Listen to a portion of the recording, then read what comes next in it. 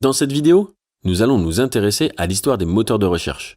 Nous vous expliquerons comment ils ont changé la donne pour les entreprises et pourquoi ils sont aujourd'hui de précieux alliés pour votre stratégie marketing. Mais d'abord, Loïc du site santediscount.com va nous expliquer comment il a utilisé les moteurs de recherche pour être trouvé par ses clients. Le référencement pour quelqu'un qui est sur le web, c'est la chose qui permet d'être présent et d'être visible par les consommateurs. Donc que ce soit sous la forme payant ou organique, nous avons fait les deux. Nous prenons énormément de temps pour essayer de développer nos fiches produits pour qu'elles remontent bien dans le moteur de recherche. Et nous utilisons aussi assez assidûment Google Ads pour remonter dans les annonces payantes en haut du moteur de recherche. Pour commencer, d'où viennent les moteurs de recherche ? L'un des tout premiers à voir le jour était un programme nommé Archie, lancé en 1990, qui permettait de rechercher des noms de fichiers et d'y accéder. Concrètement, on recherchait des noms de pages web. Cependant, Archie était incapable de dire ce que contenaient ces pages. En l'espace de quelques décennies, on a assisté à un véritable bond en avant avec des moteurs de recherche tels que Google, Bing, Yahoo, Ask.com, AOL, Baidu et Yandex.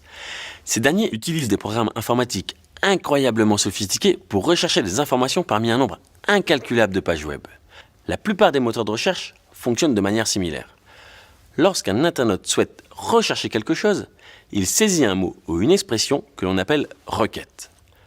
Le moteur de recherche compare ensuite cette requête à son catalogue de pages web et en extrait les meilleurs résultats pour l'internaute. Ceci s'affiche sur une page de résultats de recherche.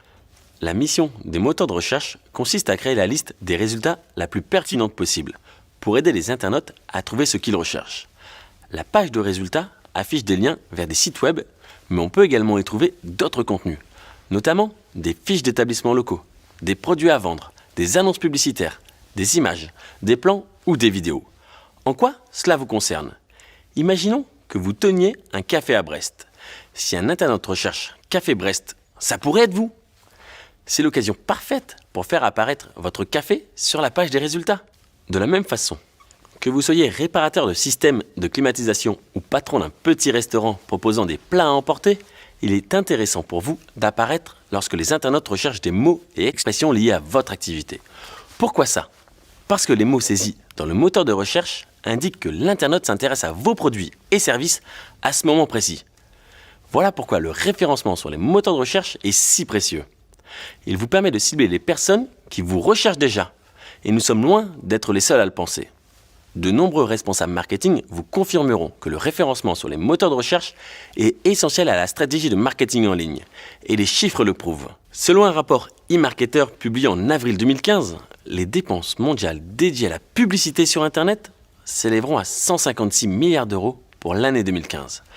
dont près de la moitié sera consacrée à la publicité sur les moteurs de recherche. Devez-vous pour autant ignorer les autres stratégies de publicité en ligne ? Bien sûr que non. Votre stratégie peut et doit intégrer différentes façons de promouvoir votre entreprise, en passant par les médias sociaux, le marketing par email et la publicité display.